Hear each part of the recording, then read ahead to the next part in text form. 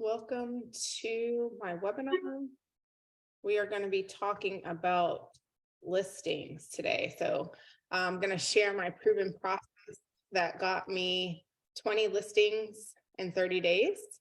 I know, especially now more than ever, with the market shifting, the way to position yourself to be able to make sure that you make the money that you want to make certainly will start with listings.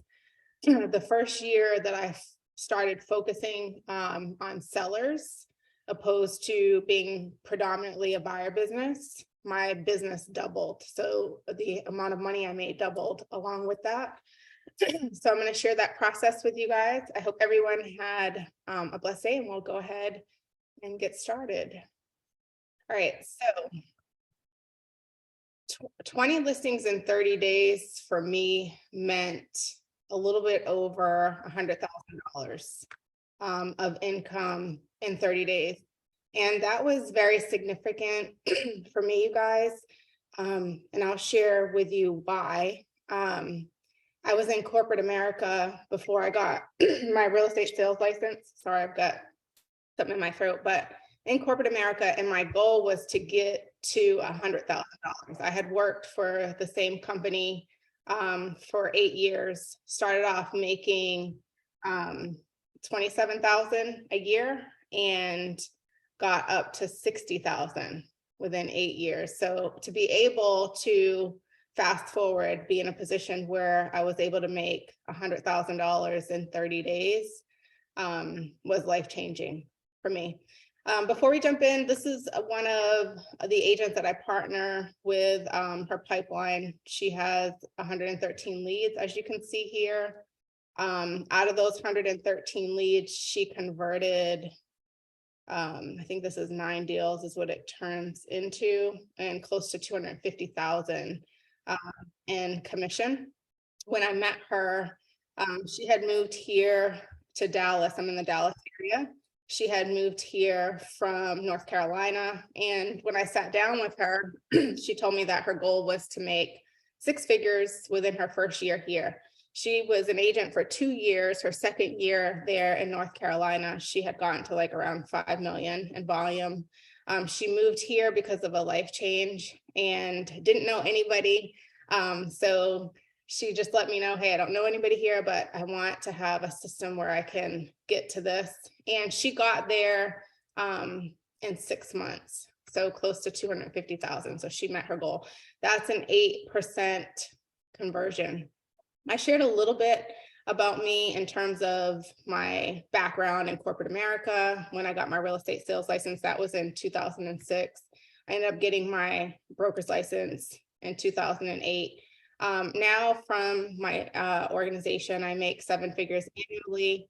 I do have duplication in my business, so I do make money without my 2 hands, which was a goal of mine as well. I have, before my organization has grown internationally, I had a team in 4 different markets, and I was helping other real estate agents crush their goals and meeting their financial needs. And 2 things for me, guys, that made me develop the system that I'm going to share with you. One is I didn't have a whole bunch of time, right? And as you can see here, I've got 5 kids, and I didn't have time to waste. And for me, up to that point in my business, typically when I was spending more time in my business and making more money, that meant less time for my family. So I didn't want that to be the case. And I realized at the time that the majority of my business was a buyer's business.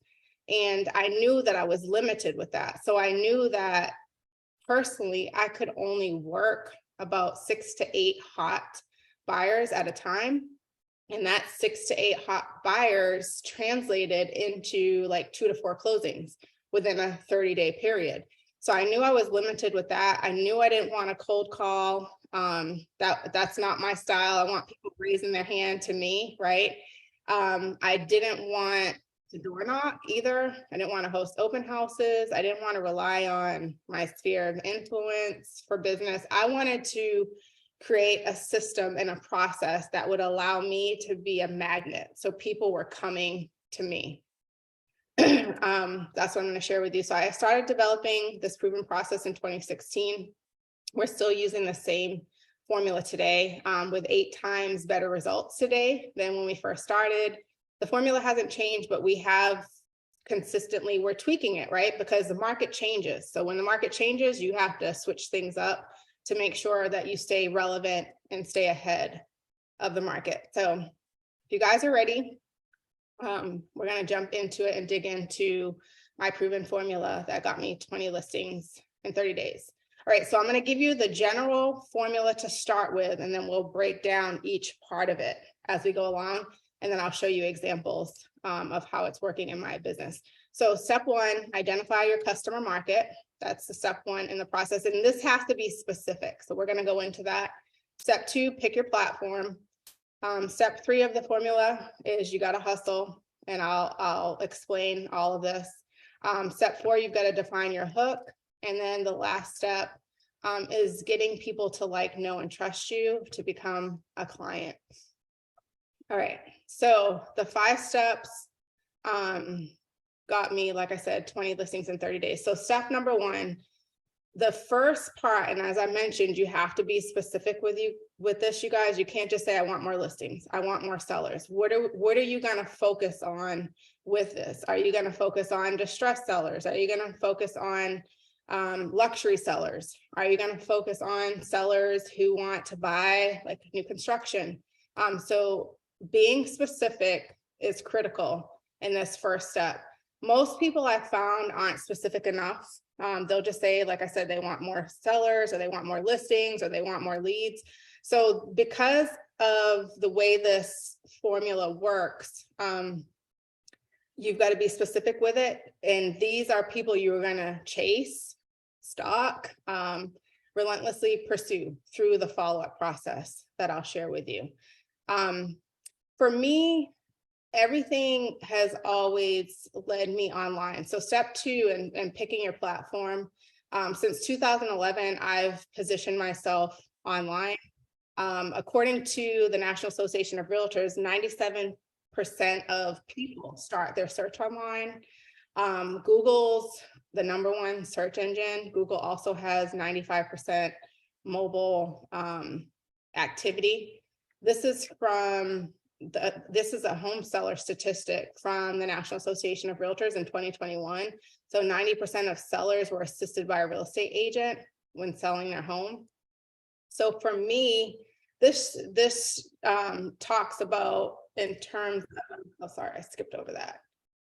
I'm letting people in, so I apologize, you guys, for making me skip when I didn't want to skip here.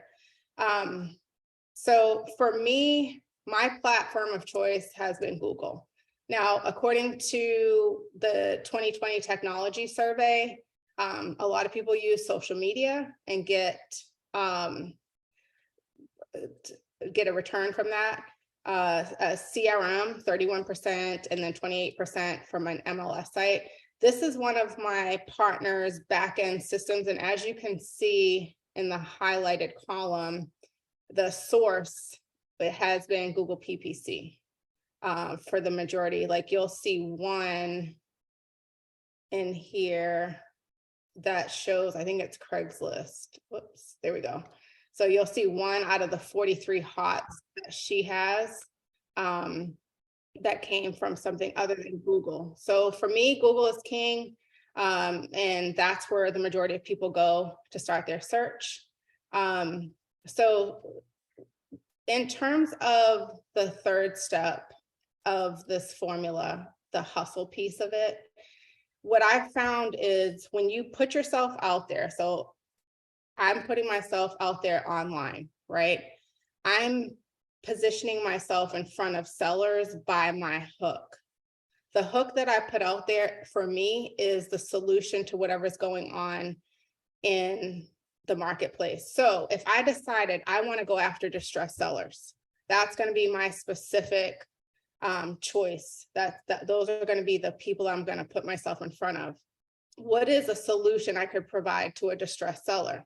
I could provide a distressed seller an offer on their property, right? So that's something I could push out there and market. And then, so if I say, okay, I'm going to give you, get an offer on your property, that could be it. When I get people to click and register in my system, I'm following up with them. That hustle, that follow-up, me making calls is going to give me the real hook. So let's just say I'm hearing people, they don't want an offer. They want something else, right? They want a resolution to keep their house. So whatever I'm hearing from the marketplace is going to give me my real hook to position myself out there. So that's the hustle piece of the formula. The hustle piece is giving you your hook. I'm going to show you how to start off with things. But once you start hustling and reaching out to the people coming in, that's going to define what your true hook is. And your hooks, like I said, they get defined in the hustle. That's your offer, that's your solution. And good hooks are real solutions for people. So as you're reaching out to people and developing your hook, what you want to think about is, what are they thinking? What are they feeling? What are they needing that I can provide a solution for? And for us, what we've always realized, and like I said, I've been in the business since 2006, it's not about selling, right? The selling is going to come, the money is going to come when I provide real solutions to the marketplace. So for us, the top hook for us right now in terms of sellers is a guaranteed cash offer. This is what we're finding works best for us. And what we do is we give a guarantee. What we found is a guarantee and a timeline works best with the hooks. So we'll say like guaranteed cash offer in 48 hours is what we'll provide to people. All right. I mentioned, make sure you have a timeline, make sure you put a guarantee. That's going to increase your results significantly. We also include words like hassle-free, simple process, because for us, we know what we found in our hustle is people don't want a long drawn out process. They want to get things done. When they're motivated, when they're distressed, they need a quick solution and they want that to be guaranteed. Other hooks that work for us are, what's my home worth? This has worked well for us in attracting sellers. Make sure whatever system you're using on something like this, make sure it's a two-step process, because what we found is, number one, we're not going to give you all the information up front. So if you come in and you're looking for an offer, I want to collect at least your address first. And I know that you would expect to give me your address to get an offer on your property.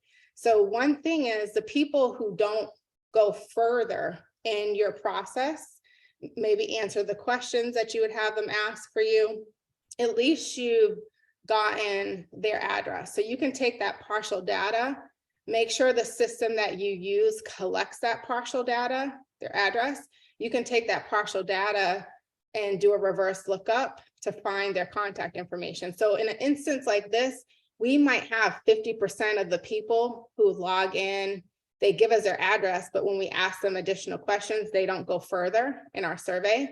So they X out, but we've at least pulled in their information. We'll pull them in, we'll do a reverse lookup. We'll reach out to them and say, hey, you requested your property value on our website. We just wanted to reach out and send it over to you.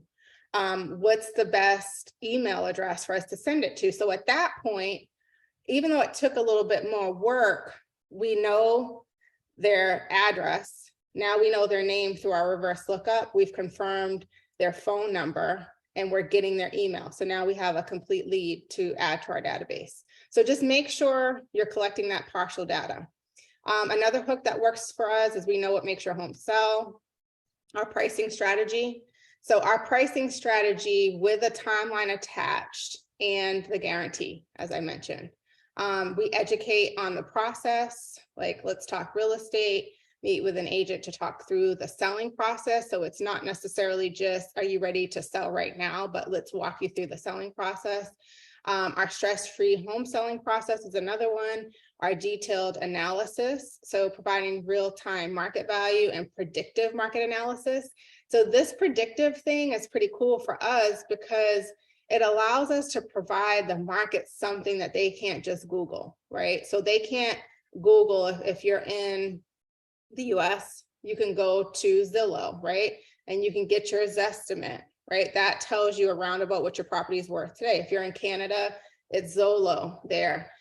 So our predictive market analysis report lets people know what their property may be worth now and what it may be worth in the next 3 to 6 months, based on what we know about that's happening in the market, based on what we know that's coming to the market. So we use absorption rates and different things to give people that information. And that's something that they can't just Google and find themselves.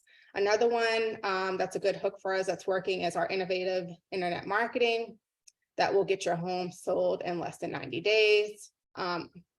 What we do to make their home stand out. This is critical in a shifted market.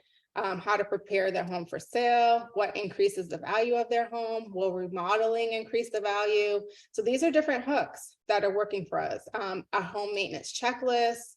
Another thing that we do, you guys, is we've realized that sellers, so right now, if you're thinking about marketing, if you're gonna get yourself out there, it's not gonna be free, just so you know, unless you're gonna do a smart target a specific area and go door knock, but you're gonna have to pay to get in front of people.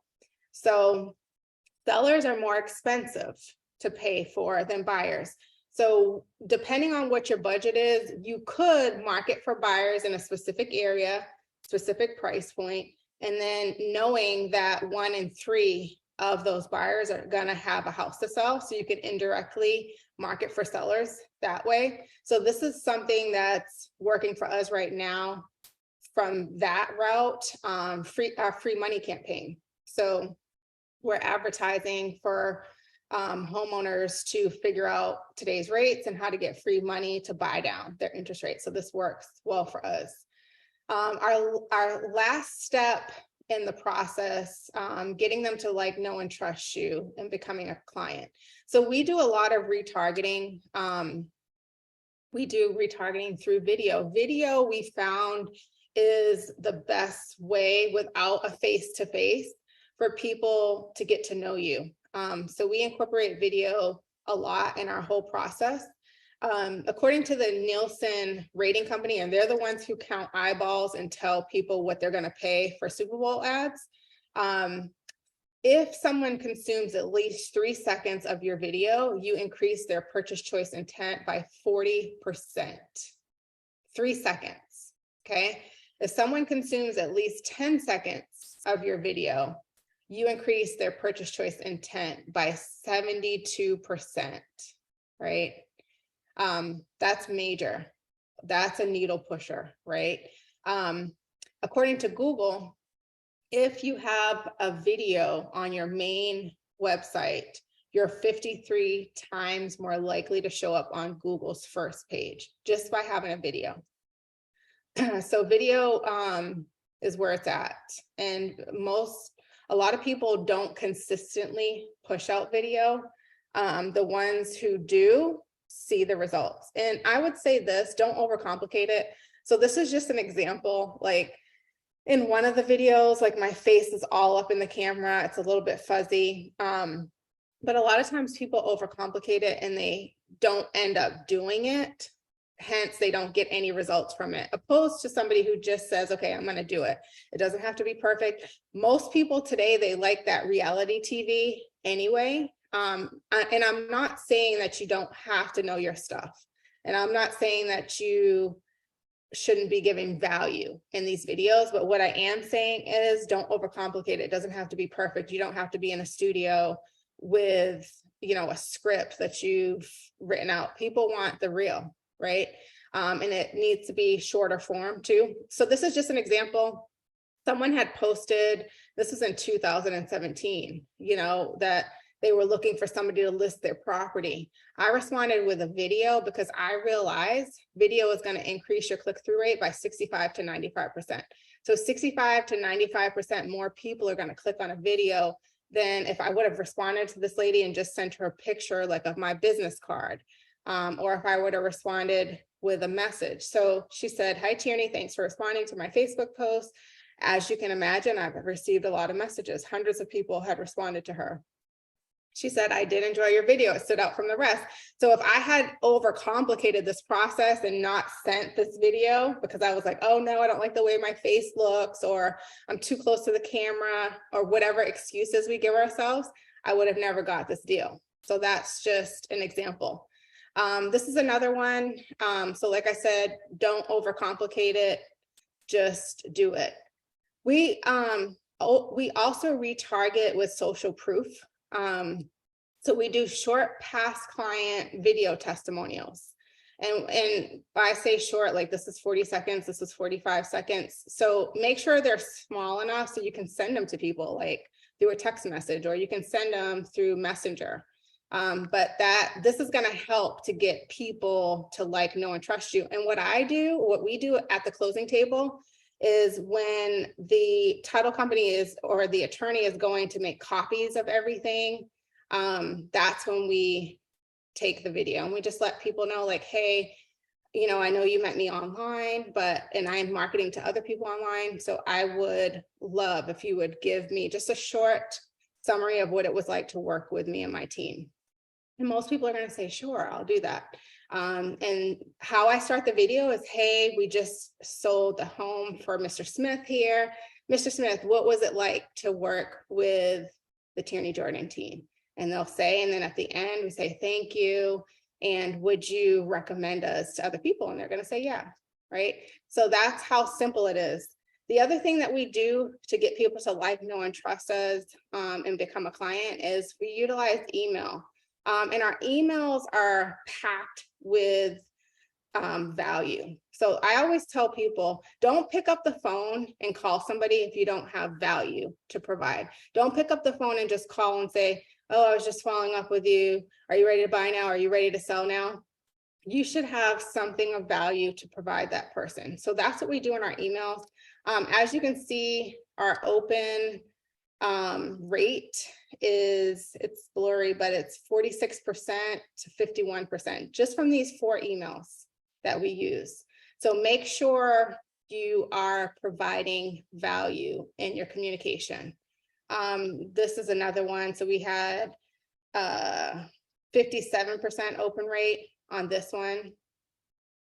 We also do we retarget through social media. So almost every day we're pushing something out on social media just to let people know this is what we do full time.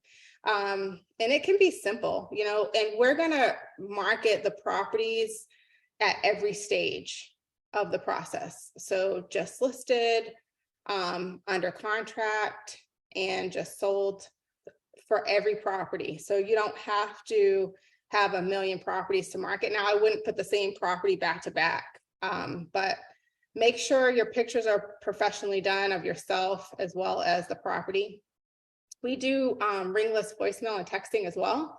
So this is just an example of our texting that works without us having to manually send the text. So we have an automated process that's set up to reach out to people on our behalf, and they don't necessarily know that it's automated. So you can see like some response rates here. We also deposit value through our lead capture. So we're allowing visitors to enter criteria, view limited information, but they have to register before they can get full results. And registration is just giving us their contact information.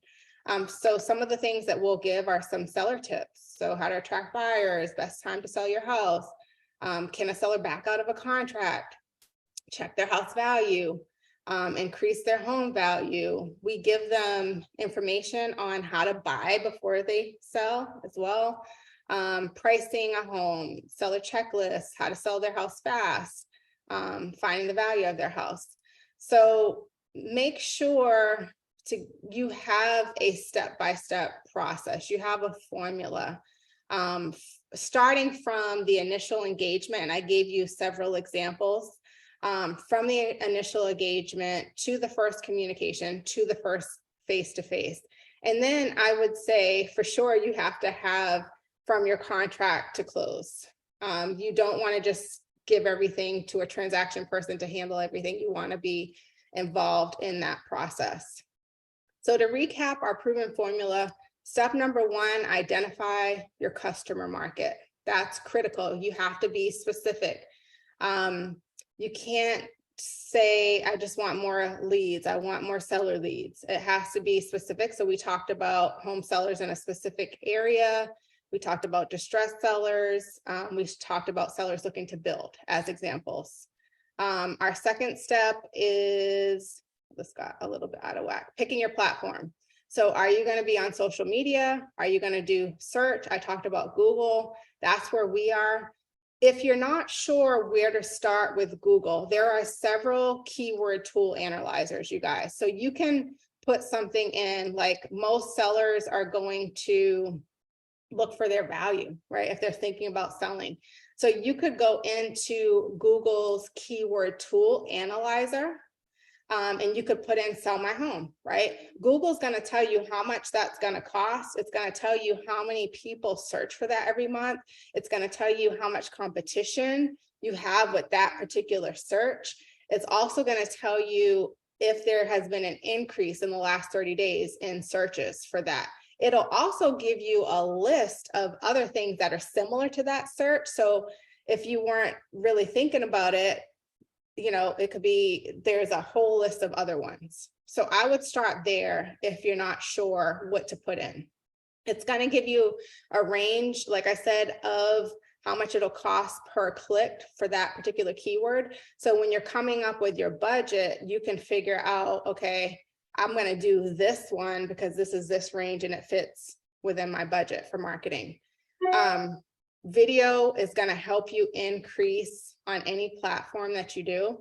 Hustling, we talked about, what are you going to provide to the marketplace? So when you first start, that hustle is going to really define your hook for you, but you can start with that keyword tool analyzer to figure out in the beginning, but it's all about the solution, and that's going to give you your hook.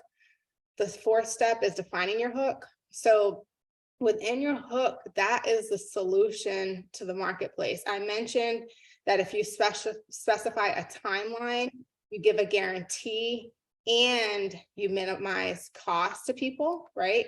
That's going to help with your hook.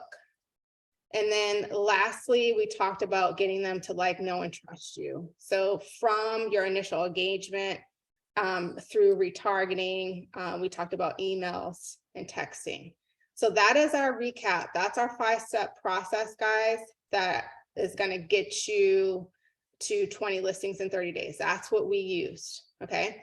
The next thing I want to go over is a system check, because I can give you the best formula, the best process. And if your systems aren't in place, then it's not going to return to you anything.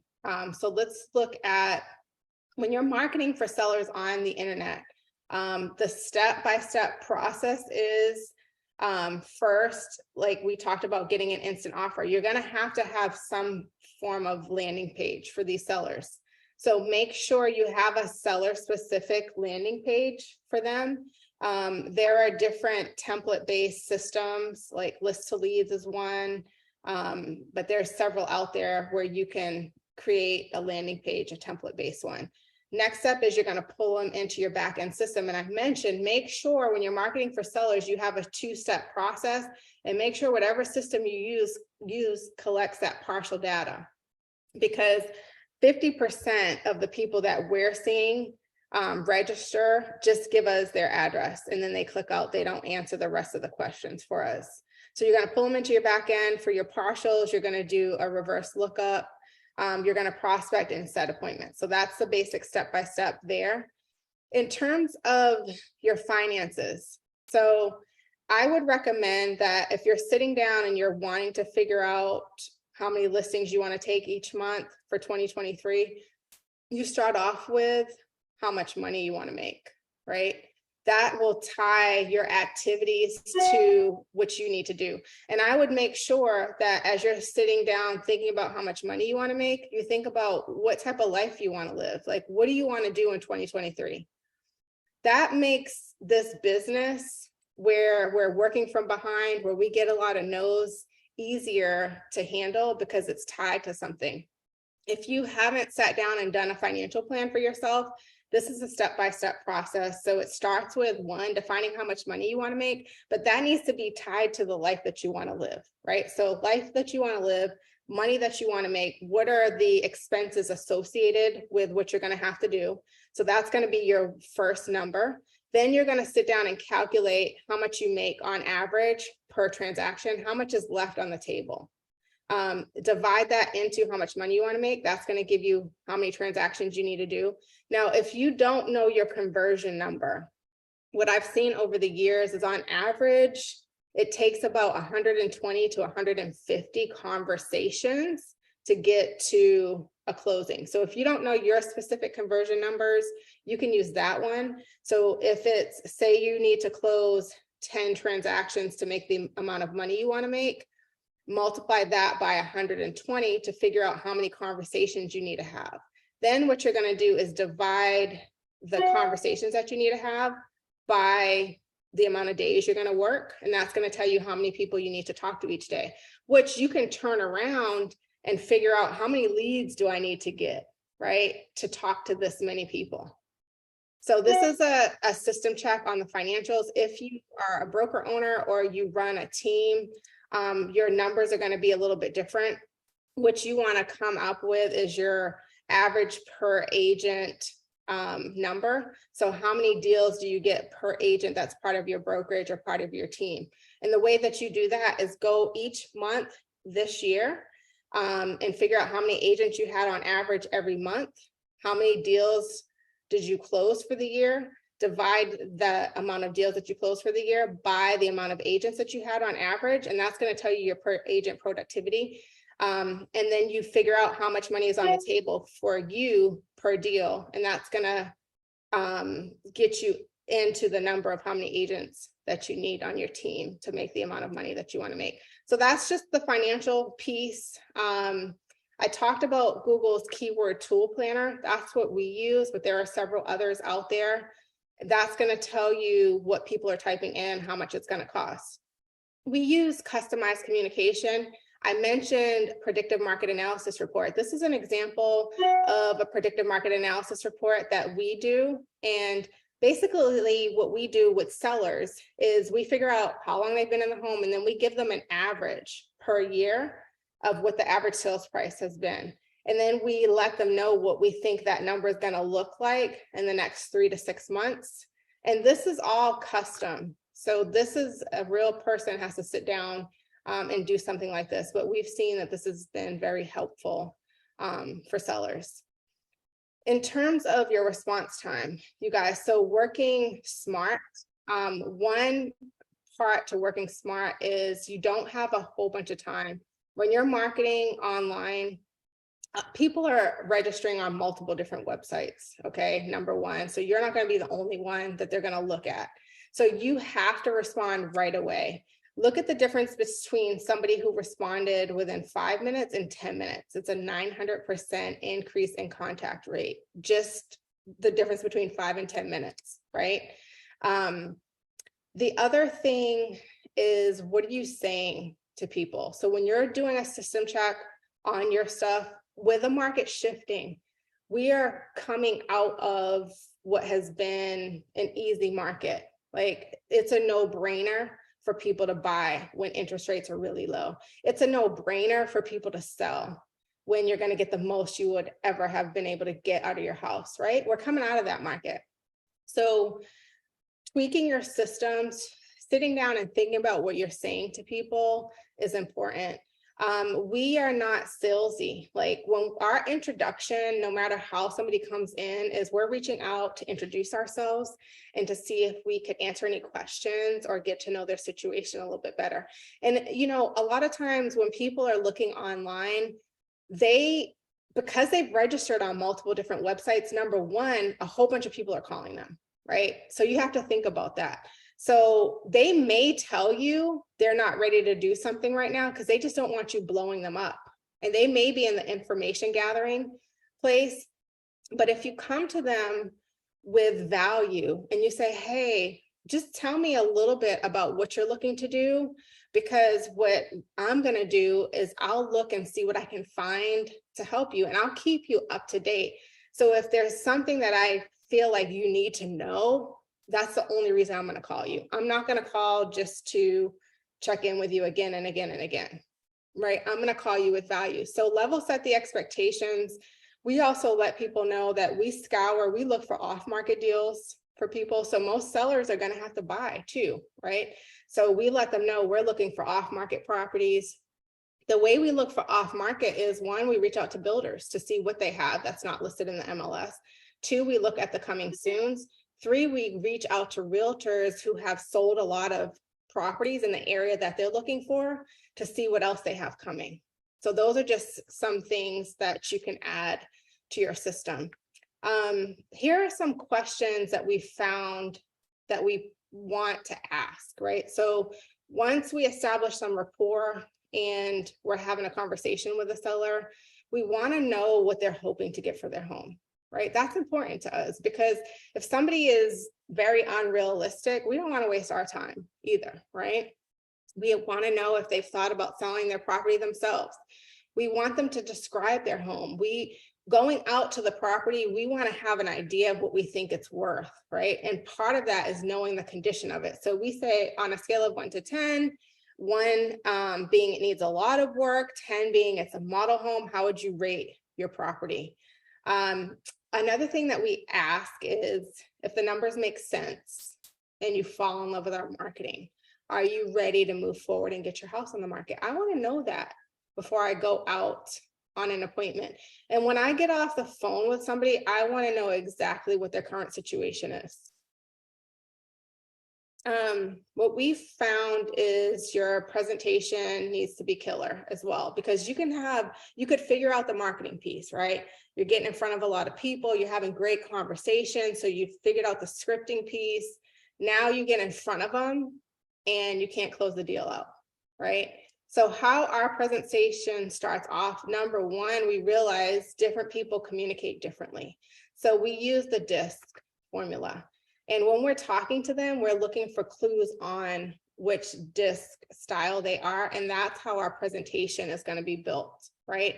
So I'm not going to present to a high I who is a relationship type of person. Like, they want to like you before they do business with you. I'm not going to present to them the same way I would a high D. A high D is a bottom line. They want you to get straight to the point. Don't have any personal conversations, right? I'm not going to present to the two the same way. So number one, identify who they are. Number two, identify who you are too, because you're going to need to know where your opportunities are for growth, right? And you're going to need to know when you're talking to a certain type of personality that's very different from you, how you have to tweak the way you normally are naturally going into the presentation, right? So start there. The second thing that we do is the National Association of Realtors, they do a study every year and they look at where buyers find the house they actually ended up purchasing. We build our whole presentation around that. So we show every seller that we sit down with how we're going to get their house in front of these buyers, right? So we're showing them specifically. And one of the things that we do, like, we know our market as well. So in the state of Texas, 1 in 8 buyers is an international buyer. So we know that, and we show our prospective sellers how we're going to get their property in front of the international buyer market. We also do professional videography, and we don't just say it, we show them examples of it. That's important. We do professional photography, we do staging, we create personalized websites for every property that we do. So we're going into this and we're showing people exactly what we do. Pricing is another thing, right? So you could be getting in front of people, you could have great conversations, right? There's a whole process behind this. It's not just, oh, I get all these leads and I'm going to get a ton of listings. No, there's a process behind it, right? So you could have each stage figured out that you get the listing. Now you don't know how to price, especially there's a difference when you're pricing in a shifting market, right? Coming out of high expectations, what sellers think they should be getting, being able to really crunch the numbers, price ahead of the market, see where the market's going, and have a conversation to let people know. So you have to be able to consider the seasonality. You have to be able to consider days on the market. Another, like a formula, I'm a formula-based person. You've probably heard me say that word a million times during this presentation, but it helps me to create a predictable business. And that predictable business gives me predictable results. So I'm all about a formula whenever I can implement one. So one thing I use, and I sold a lot of property throughout my career. And at one point I did a lot of REOs, which were bank-owned properties, foreclosures. And we had to tell the banks what these properties were worth. And we were graded on that. And our grade meant how many listings we would get, right? So I got pretty good at figuring out what properties were worth. But what I do is the proximity to the subject property is very important. So you don't want, especially in a shifting market, you're trying to get listings and you want to kind of tell the seller what they want to hear. You want to try to get them the most, but you never want to overprice, right? So I would never overlook a listing that's sold that's closer to the property to get another one that's higher, that's not as similar, because one thing that I know is I don't want to have to make adjustments for things that I don't have to make adjustments for. So if your property is a mile away, it could feed to a different high school. Even if they could be in the same city, same school district, but it could feed to a different high school. And that high school could be way better in terms of grading, in terms of their grade than this one. So I don't want to have to figure those things into my pricing. And those do impact what buyers will pay for a house. So if you can keep it within that same community, keep it within a quarter of a mile, that's going to help you not have to make other adjustments. The other thing is the square footage. So we want to stay within 25% of the subject property plus or minus. So I'm going to take the subject property square footage, multiply it by 25%. That's going to be my differential. I'm going to add and subtract that, and that's going to be my range. So I only want to look at properties that are in this square foot range, right? And then age, we take 33% of the subject property. So if you use that formula, that should keep you where you need to be, but you cannot, in a shifted market, you cannot rely on just sold data alone, because the market could have changed from, if it was like a 60-day closing, like it closed 60 days ago, the market could have changed within 60 days. So you want to look at properties that have just recently gone under contract, call the listing agent, ask them what that contract was for, let them know you're getting ready to list a property in the area and you know the market's changing. So those are going to be important. You also want to look at how much inventory is on the market. So if there's like 4 other properties or 2 other properties within a quarter of a mile radius of the subject, I know that it's more of a buyer's market, right? There's 2 other properties. Mine is going to be the 3rd. So I'm going to price a little bit differently, taking those things into consideration. In terms of a system check, this is a numbers game, you guys, okay? You are going to have to talk to so many people to get good conversations. You're going to have so many good conversations to get listing appointments. You're going to have so many listing appointments to get a listing, right? So it's a numbers game, and you can't keep it all up here. You got to have a CRM in place. So make sure these are just an example of some CRMs, and then you have a process. So our whole process is around the timeline. So we're following up with people based on their timeline, and our emails that go out to them, the frequency of everything that we do is all based on their timeline. And this is a sample of what we do with that. There's some more ways to work smart, you guys. So one, we talked about the response time. Persistence is key, right? If you don't get them on the first call, look at how many calls it takes you to have a 90% chance of getting in front of them. 6 calls. Look at how many people actually call at least 6 times, right? It's less than 5%. So there's a lot of things that go into being successful with taking listings, especially even more now that the market's shifting. These things are going to become more and more important to make sure you're putting into your systems. Leverage is another thing, like being able to do more with less. So if you go into it and you're like, you know what, like that first year when I decided I was going to focus on listings, I took 20 listings in 30 days, right? Then I ended up doing 98 listings myself that year, right? I gave all the buyers to my buyer's agents. I didn't work any buyers. I just focused on it. So I'm not saying that you have to be that extreme, but if you decide that you want to at least have somebody go show the buyers and then you handle the rest of the process, like the contract negotiations and stuff, you just let somebody do that legwork. You could pay somebody a percentage when the deal closes. So it wouldn't be money that comes out of your pocket right away.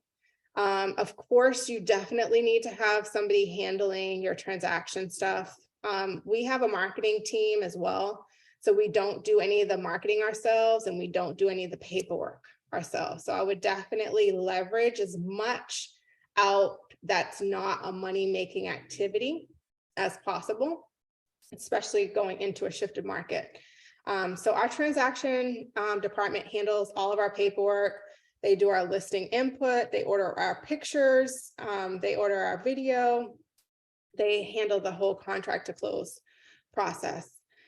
Scheduling, as I mentioned, you should be focused on making money. And making money is making sure your schedule has money-making activities on it. So closing transactions, negotiating contracts, lead prospecting, going on qualified appointments, lead follow-up. Those are your money-making activities. I mentioned in the beginning, I make money without my 2 hands. So like that to me means I have a business.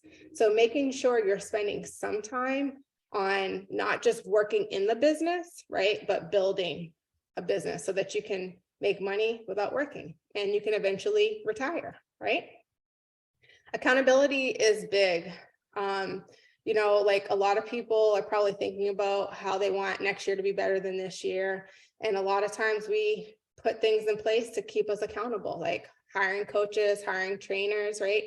And scheduling is big. So you're 91% more likely to accomplish your goals when you when you have a schedule, and you're almost 80% more likely to accomplish your goals when you're held accountable. So create some accountability relationships.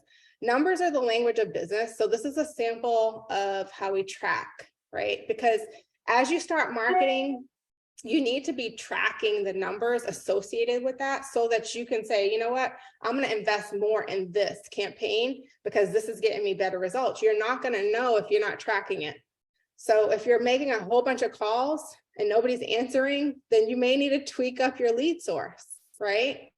If you're making a ton of calls and people are answering, but it's not going any further than that, then you need to work on your scripting, right? If you're talking to a whole bunch of people and getting these appointments, but you're not getting any deals, well, you probably need to work on your presentation. If you're getting a whole bunch of listings and nothing's selling, you probably need to work on your pricing or how you're talking to people to get them to be able to price at a certain number that's going to get the property sold, right? So the only way you're going to know this is if you're tracking your numbers. So numbers are the language of business. We talked about conversions. I told you on average, it's 120 conversations to a closing. This is the piece in terms of the leads. So one way to gain confidence with online lead generation is to know how many leads you're going to need to generate to get clients, right? So step 1, we talked about that formula. How many transactions do you actually need to make the amount of money that you want to make? So say it's 100 transactions, right? Step 2 is calculating the number of leads required, right? So 100 transactions, you can use a conversion rate of 1% to be conservative, right? That would mean, like, if you, let's say you use 5%. 5% would mean if you need to close 100 transactions, you would need 2,000 leads. So you can use this formula to figure out how many leads you need to generate for yourself. And like I said, if you use any keyword tool analyzer, it's going to give you a range of how much it is per lead. If you're starting and you just really want to keep it as economical as possible, we talked about marketing for buyers first, because 1 in 3 need to sell. So you could take those buyers and give them to somebody else, and then you could just work the listing side of the deals. This is an agent. I'm going to share her testimony with you guys, but she's somebody that I've partnered with, and she's been in partnership with me for 6 years. She's been in real estate for 18 years. So I just want to share this with you guys. Hello, everyone. My name is Marilyn Cavalier. I'm with the Tierney Jordan Network team. I've been an agent for 18 years, and I've been on Tierney's team for about 6. One of the things that really caught my eye when joining Tierney's team was her lead generation system. Before that, I used to do phone calls, door knocking, and sometimes even buying my own leads, which really were not doing so good for my business. I felt like sometimes I was losing more money than gaining. So when I started working on Tierney's system, I really found a lot of benefit to it. I would say on average right now, I generate about 3 to 5 deals per month, because those leads that are coming in are warm leads that are either looking to buy or sell at the moment or within the near future. So that keeps my business consistent. Also, the follow-up system is great because that way not many leads fall through the crack. Really, if they do, it's my fault. So it's a really good system that allows you to work efficiently, grow your business, and grow more business for the future. So I really enjoy it. It has been a plus and a blessing for my business, for my family, and also gives me more free time to do other things than just work real estate. I hope that helps. Thank you. All right, you guys. So with our process and our formula, I'm not looking to add people to my team. I do have partnership opportunities, and we've gotten results in the US as well as in Canada. So if you want to know more about our system, you want to see if a partnership may be right for you to be able to work with me and not have to build everything yourself, but to take our systems and processes and implement them into your business. Scan this QR code, fill out the survey. I think it's like 6 or 7 questions. It's not long. I'd like to hear from you either way, even if you don't want to sign up for a partner call, but just to see what you thought about this. So if you can, fill out the survey. I'm not going to do a Q&A. I will make myself available, though, to set up a time to meet with you. So fill out the survey if you have questions. If I didn't go over something specifically that you are looking for, like I said, just fill out the survey. Let's get on my calendar and we'll sit down and talk. Thank you guys so much. I hope that you take some of these things and implement them into your business and have your best year yet for 2023.